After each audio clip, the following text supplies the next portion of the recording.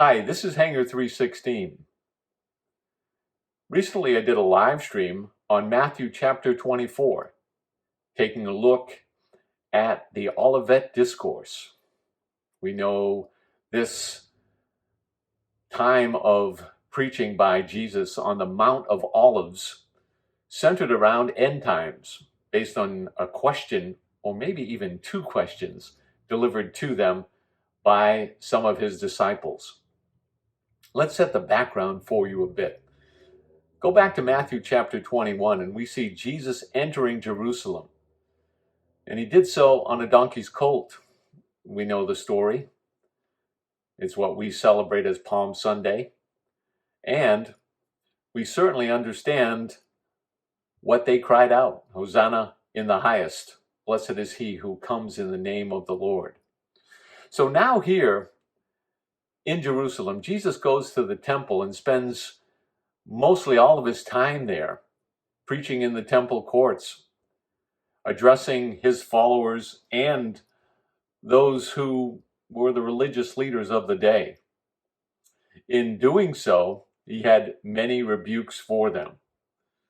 And upon leaving the temple, headed to Bethany, he had a question, or maybe even two questions, sent his way by his disciples. And that's where we are as we begin in Matthew chapter 24 and verse 1.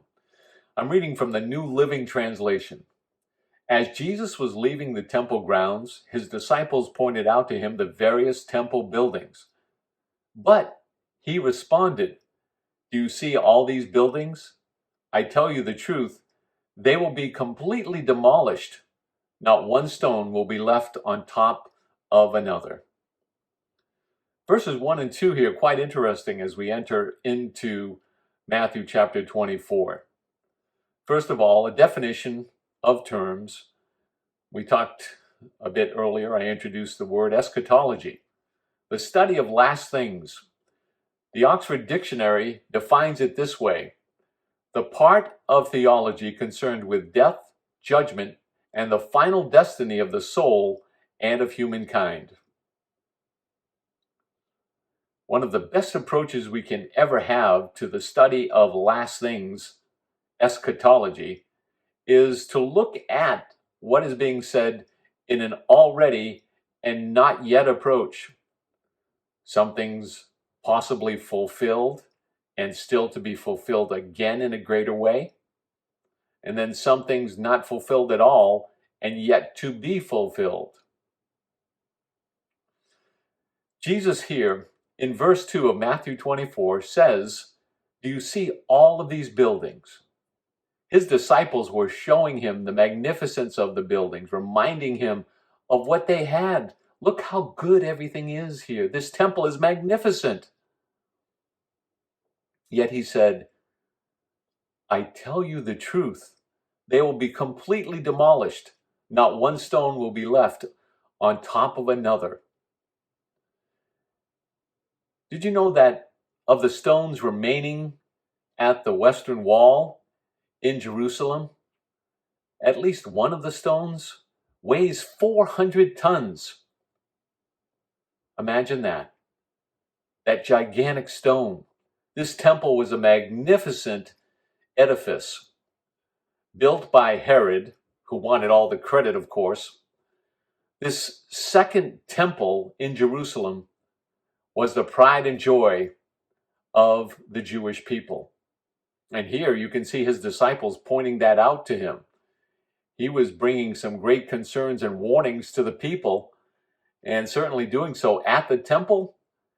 And his disciples looked around and said, "But look how magnificent this is." And then he responded by saying, "Not one stone will be left upon another." That is an already complete aspect of prophecy that Jesus delivered here.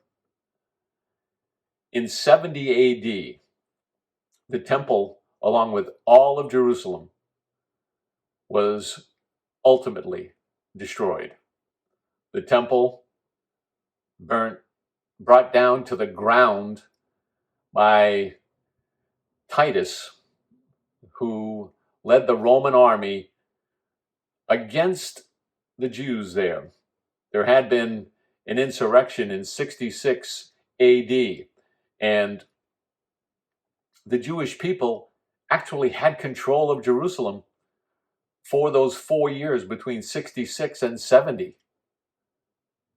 But the Roman Empire, Vespasian, said, enough of that. And Titus came, and they sacked Jerusalem, destroyed it. The horrors there can be found in the writings of Josephus, his Antiquities, if you'd like to study some of that history. But the people were basically starved out, not allowed to have any food brought into the city. There was dysfunction amongst various aspects of the Jewish forces within the city, and Rome ultimately destroyed all that were there, including bringing that great temple to the ground. And Jesus had prophesied regarding this. Not one stone left upon another, the destruction of the temple, along with Jerusalem in 70 AD. Let's return to Matthew chapter 24 and pick it up with verse 3. Later, Jesus sat on the Mount of Olives. His disciples came to him privately and said, "Tell us, when will all this happen? What sign will signal your return and the end of the world?" We know today great concern over things connected to end times. As our world is getting a bit more unstable, we see people again turning to the future, trying to understand what's going to happen.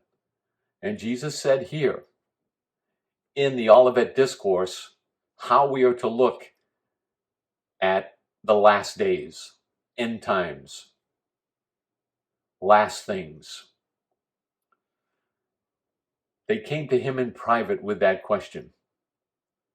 And Jesus sat on the Mount of Olives and answered by saying, in verse 4, "Don't let anyone mislead you.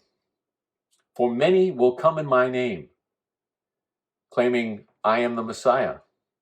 They will deceive many, and you will hear of wars and threats of wars, but don't panic. Yes, these things must take place, but the end won't follow immediately. Nation will go to war against nation, and kingdom against kingdom.